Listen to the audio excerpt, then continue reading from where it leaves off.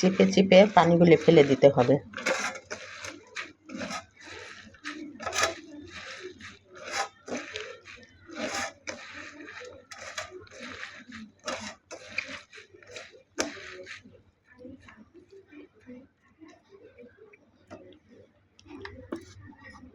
এখন এই আমে আমি একটু হলুদ মাখিয়ে নিলাম।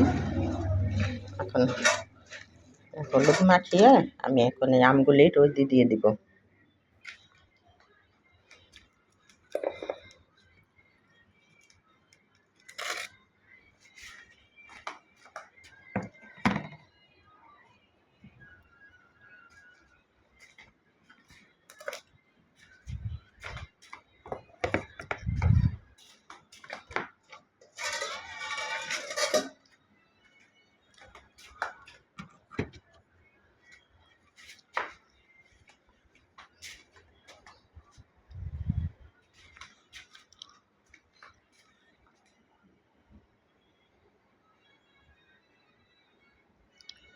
বন্ধুরা, এখন এই যে আমগুলো আমি রোদে দিয়ে দিলাম।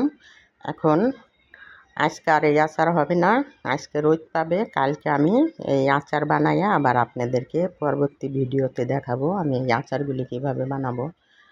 এখন আমি বিদায়, আল্লাহ হাফেজ।